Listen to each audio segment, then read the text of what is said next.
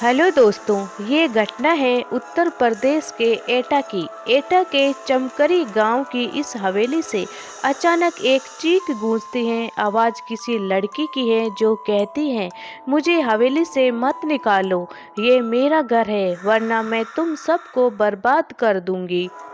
कई खौफनाक हवेलियों, भूतिया हवेली के किस्से अब तक आपने सुने होंगे, मगर ऐसी कोई हवेली नहीं थी जहां कोई रहता हो।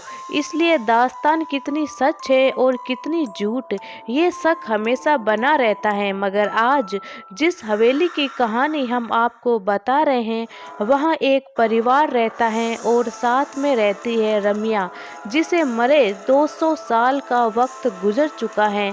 अगर वक्त के पन्नों का हिसाब लिया जाए तो दास्तान करीब 200 साल पुरानी है। उत्तर प्रदेश में एटा के पास एक हवेली है, वीरान नहीं, बाकायदा आबाद है एक परिवार के लोगों से, मगर तबाह है एक रूह से। जी हाँ, इस हवेली में जिंदगी और मौत साथ साथ रहते हैं। अगर हादसों के बारे में फैसला लिया जाए तो यहाँ मौत जिंदगी पर बहुत भारी पड़ी है। एक रमिया अब तक कई लोगों की जान ले चुकी है। वो रमिया एक तवायफ थी जिसका कभी जलवा हुआ करता था, मगर दो भाइयों ने उस पर अपना दावा ठोक दिया। नाच देखने के दौरान झगड़ा हुआ, फिर झगड़ा शुरू हुआ और फिर इस झगड़े में जो हुआ उसकी निशानी थी एक मौत। वो रमिया झगड़े में बेमौत मारी गई। ये किस्सा है 200 साल पहले का, लेकिन आज भी वो उसी हवेली में दिखती है, नाच गाने घुंघरू की आवाज़ के साथ। हवेली में लोग रहते हैं, मगर खौफ के बीच कई असमय मौतें हो चुकी हैं। कहानी की शुरुआत होती है एक दिन से। उस दिन सूरज आखिरी सलाम पेश कर रहा था, शाम गिर आई थी। तभी एटा के चमकरी गांव की इस हवेली से अचानक एक चीख गूंजती है। आवाज़ किसी लड़की की है, कहती है, मुझे हवेली से मत निकालो, ये मेरा घर है, वरना मैं तुम सबको बर्बाद कर दूंगी। कोई कुछ समझे इससे पहले एक और चीख गूंजती है, मगर इस बार चीख में मौत की तकलीफ भी घुली हुई है। पानी पानी पानी कराहने की आवाज़ के साथ कोई लड़की पानी मांगती है। ये वाकया कहीं और का होता तो शायद कोई ना कोई मदद के लिए आ भी जाता, मगर इस गांव में हर कोई डर से सहम सा जाता है, क्योंकि पिछले कई दशकों से ऐसी चीखें इस हवेली से निकलती रही है और लोग कांपते हुए सुबह का इंतजार करते रहे हैं। इस हवेली के मालिक सतेंद्र तोमर कहते हैं कि यहाँ पहले सब ठीक था, लेकिन धीरे धीरे ये दिक्कत बढ़ती ही गई। यहाँ घुंघरू की आवाज़ सुनाई देती थी, नाचने की आवाज़ें, इस तरह प्रॉब्लम क्रिएट होती रही।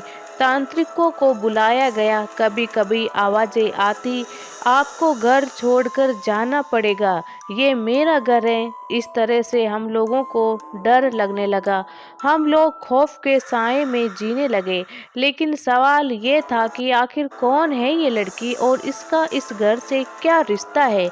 क्यों दिन ढलते ही इस हवेली के पास से होकर गुजरने वाले रास्तों पर कब्रिस्तान सा सन्नाटा पसर जाता है और एक अजीब अनबनी सी लड़की इस हवेली में भटकती दिखाई देती है।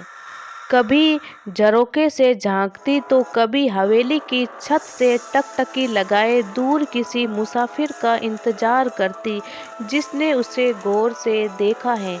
बताते हैं कि उसकी नज़रें बर्छी की तरह कलेजे को चीरती सी लगती हैं, मगर कभी इन्हीं नज़रों के दीवाने थे लोग। वो जहाँ खड़ी होती थी उसी के आसपास खड़े होकर लोग उसका दीदार करना चाहते थे। जिस घर में वो रहती थी उसकी खिड़की पर लोगों की नज़रें टकटकी लगाए रहती थी।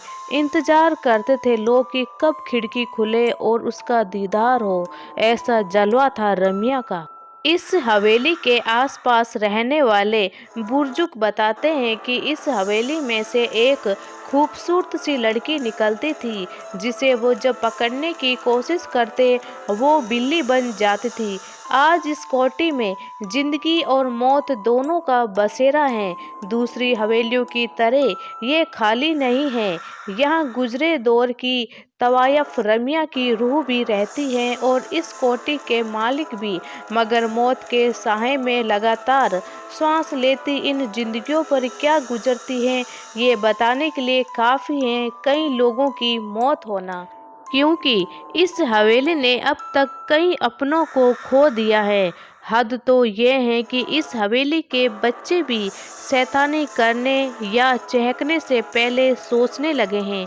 इस हवेली में आज जितनी भी जिंदगियां बाकी बची हैं, उनके चेहरे पर जिंदगी का कोई नामो निशान नजर नहीं आता।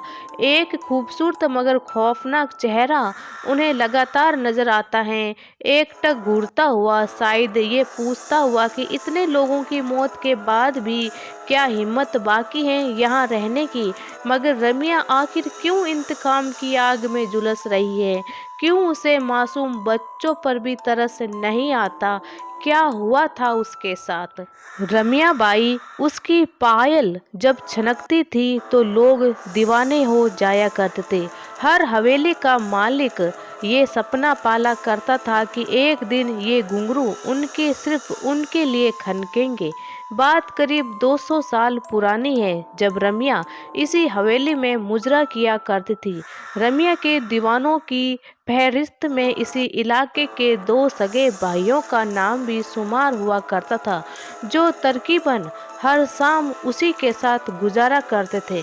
मगर रमिया उस बला का नाम था जिसकी खूबसूरती और हुनर के आगे क्या रिश्ते और क्या नाते पल भर में बिखर जाते थे। और यही हुआ उन दोनों भाइयों के साथ भी।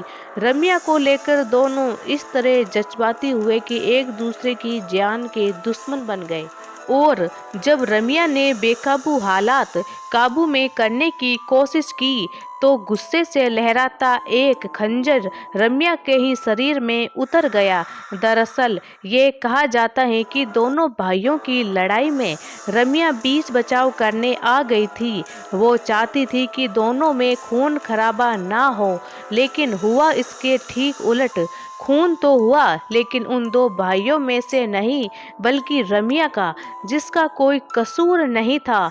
अगर कोई कसूर था तो वो उसकी खूबसूरती का, कसूर था तो उसकी दीवानगी, और कसूर था उसकी मचकती कमर और बलखाती चाल का, जिस पर वहां से 7 कोस दूर तक वाले भी खींचे चले आते थे। लेकिन आज उसी खूबसूरती पर 2 भाई ऐसे टूटे कि आपस में ही भिड़ गए और खंजर रमिया के ही सीने में घुस गया। वो खंजर बहुत गहरा जख्म छोड़ गया था।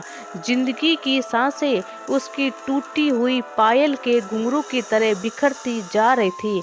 मौत दस्तक दे चुकी थी और फिर रमिया के साथ ही नाच गाना, मस्ती, ठिठोली, सब कुछ खत्म हो गया था उसकी मौत के साथ ही। और ये मौत इस हवेली पर बहुत भारी पड़ी।